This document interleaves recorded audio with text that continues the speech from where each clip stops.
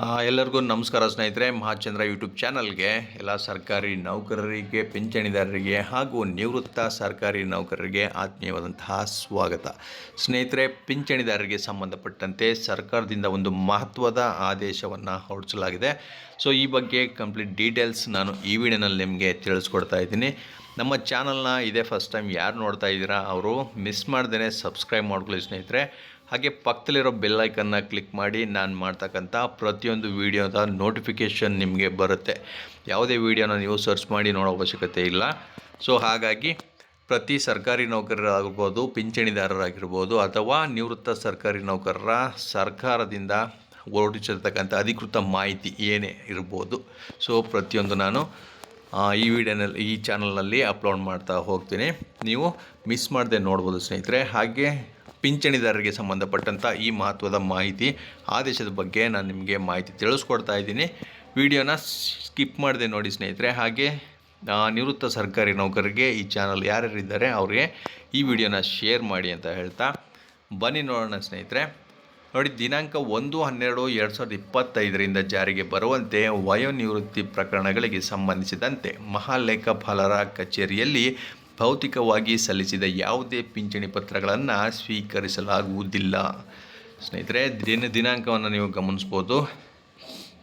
2025 December 1ರಿಂದ ನೀವು ಪಿಂಚಣಿಗೆ ಸಂಬಂಧಪಟ್ಟಂತೆ ಅರ್ಜಿಗಳನ್ನು ಭೌತಿಕವಾಗಿ ಅಂದರೆ ಪತ್ರದ ಮುಖಾಂತರ, ಅರ್ಜಿಯ ಮುಖಾಂತರ ನೀವು ಸಲ್ಲಿಸ್ತಾ ಇದ್ರಿ. ಈಗ 1/12/2025 ನೀವು ಯಾವುದೇ ರೀತಿಯ ಭೌತಿಕ ಅರ್ಜಿಗಳನ್ನು ಸಲ್ಲಿಸುವಂತಿಲ್ಲ. ಅದನ್ನು ನಿಲ್ಲಿಸಲಾಗಿದೆ.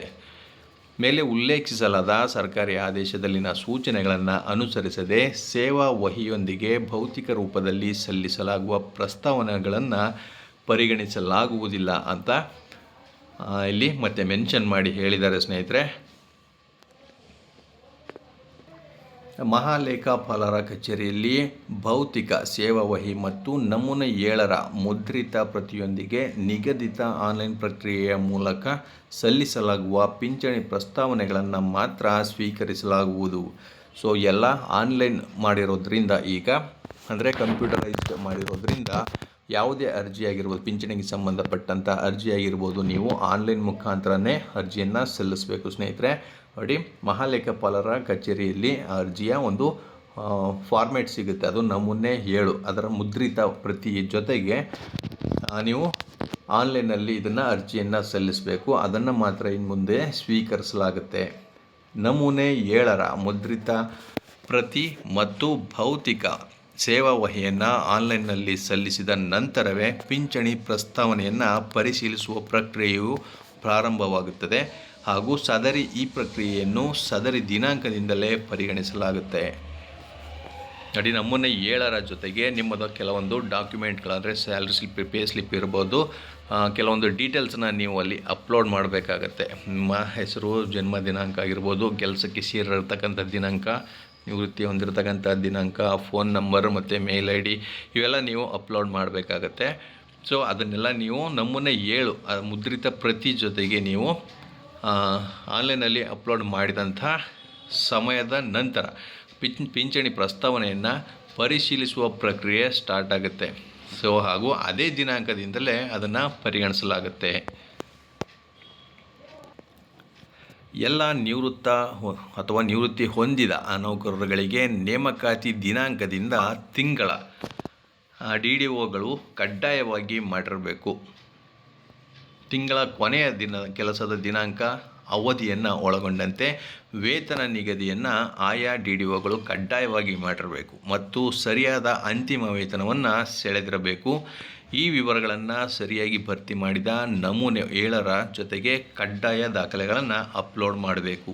ಸೊ ನಾನು ಆವಾಗಲೇ ಹೇಳ್ದಂಗೆ ನಮೂನೆ 7ರ ಜೊತೆಗೆ ಕೆಲವೊಂದು ಮಾಹಿತಿಗಳನ್ನು ಅಲ್ಲಿ ಕೇಳುತ್ತೆ. ಅಷ್ಟನ್ನು ಕೂಡ ಕರೆಕ್ಟಾಗಿ ಅಂದರೆ ಕಡ್ಡಾಯವಾಗಿ DDOಗಳು ಫಿಲಪ್ ಮಾಡಿರಬೇಕು ಹಾಗೂ ಸರಿಯಾದ ಅಂತಿಮ ವೇತನವನ್ನು ಸೆಳೆದಿರಬೇಕು. ಅದು DDO ಅವರ ಕೆಲಸ. ಸೊ ಅದನ್ನು ನೀವು ವಿಚಾರಿಸ್ಕೊಂಡ್ರೆ ಆಗುತ್ತೆ. ಈ ವಿವರಗಳನ್ನು ಸರಿಯಾಗಿ ಭರ್ತಿ ಮಾಡಿದ ನಮೂನೆ 7ರ ಜೊತೆಗೆ ಕಡ್ಡಾಯ ದಾಖಲೆಗಳು ನಾನು ಹೇಳ್ದಂಗೆ ಸ್ಯಾಲ್ರಿ ಸ್ಲಿಪ್ ಆಗಿರ್ಬೋದು ಅಥವಾ ನಿವೃತ್ತಿ ಹೊಂದಿದ ದಿನಾಂಕದ ಪ್ರತಿ ಆಗಿರ್ಬೋದು, ನೀವು ಅದನ್ನೆಲ್ಲ ಅಪ್ಲೋಡ್ ಮಾಡಬೇಕಾಗತ್ತೆ. ಸೊ ಡೇಟ್ ಆಫ್ ಬರ್ತ್ ಕನ್ಫರ್ಮೇಷನ್ಗೆ ಅದಕ್ಕೊಂದು ದಾಖಲೆನ ನೀವು ಅಪ್ಲೋಡ್ ಮಾಡಬೇಕಾಗತ್ತೆ. ಸೊ ಈ ಅನುಷ್ಠಾನವು ವಯೋನಿವೃತ್ತಿ ಪ್ರಕರಣಗಳಿಗೆ ಮಾತ್ರ ಸೀಮಿತವಾಗಿದೆ ಮತ್ತು ಕಾಲಾನಂತರದಲ್ಲಿ ಇತರ ವರ್ಗದ ಪಿಂಚಣಿ ಪ್ರಕರಣಗಳಿಗೆ ವಿಸ್ತರಿಸಲಾಗುವುದು. ಸೊ ಇದರಲ್ಲಿ ಮುಖ್ಯವಾಗಿ ನೀವು ಗಮನಿಸಬೇಕು ಅಂತಂದರೆ ಇದು ವಯೋನಿವೃತ್ತಿ ಪ್ರಕರಣಗಳಿಗೆ ಮಾತ್ರ ಸೀಮಿತ ಆಗಿರ್ತಕ್ಕಂಥದ್ದು. ಅಂದರೆ 60 ವರ್ಷ ಆದ ನಂತರ ನಿವೃತ್ತಿಯನ್ನು ಹೊಂದ್ತಾರಲ್ಲ, ಸೊ ಅಂಥವ್ರಿಗೆ ಮಾತ್ರ ಇದು ಸದ್ಯಕ್ಕೆ ಅಪ್ಲಿಕೇಬಲ್ ಆಗಿರ್ತಕ್ಕಂಥದ್ದು.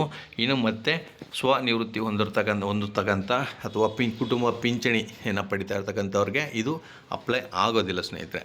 ಇನ್ನೊಂದು ಮುಖ್ಯವಾದ ಅಂಶ ಅಂತಂದರೆ ಡಿಸೆಂಬರ್ 1, 2025 ನಂತರ ಯಾರ್ಯಾರು ನಿವೃತ್ತಿಯನ್ನು ಹೊಂದ್ತಾ ಇರ್ತೀರ ಅವರಿಗೆ ಮಾತ್ರ ಇದು ಅಪ್ಲಿಕೇಬಲ್ ಆಗುತ್ತೆ. ಮುಂಚೆ ಅಂದರೆ ಡಿಸೆಂಬರ್ 1ಕ್ಕಿಂತ ಮುಂಚೆ ಯಾರ್ಯಾರು ನಿವೃತ್ತಿಯನ್ನು ಹೊಂದಿ ಪಿಂಚಣಿಯನ್ನು ಪಡ್ಕೋತಾ ಇದ್ದೀರ ಅವ್ರಿಗೆ ಯಾವುದೇ ರೀತಿ ತೊಂದರೆ ಇಲ್ಲ. ಅವರು ಆಲ್ರೆಡಿ ಅದು ಪ್ರೋಸೆಸ್ ನಡೆಯುತ್ತೆ. ಇಲ್ಲಿಂದ 1ನೇ ತಾರೀಕಿಂದ ನಂತರ ಯಾರ್ಯಾರು ನಿವೃತ್ತಿಯನ್ನು ಹೊಂದ್ತಾ ಇರ್ತೀರ ಅಂಥವ್ರಿಗೆ ಈ ಹೊಸ ನಿಯಮಗಳು ಅಪ್ಲಿಕೇಬಲ್ ಆಗುತ್ತೆ ಸ್ನೇಹಿತರೆ. ಸೊ ಇದಿಷ್ಟು ಈ ಹೊತ್ತಿನ ಪಿಂಚಣಿದಾರರಿಗೆ ಸಂಬಂಧಪಟ್ಟಂತಹ ಮಾಹಿತಿ ಸ್ನೇಹಿತರೆ. ಮತ್ತಷ್ಟು ಇದೇ ರೀತಿ ಅಧಿಕೃತ ಮಾಹಿತಿ ಜೊತೆಗೆ ನಿಮ್ಮನ್ನು ಭೇಟಿ ಮಾಡ್ತೇನೆ. ನಮಸ್ಕಾರ.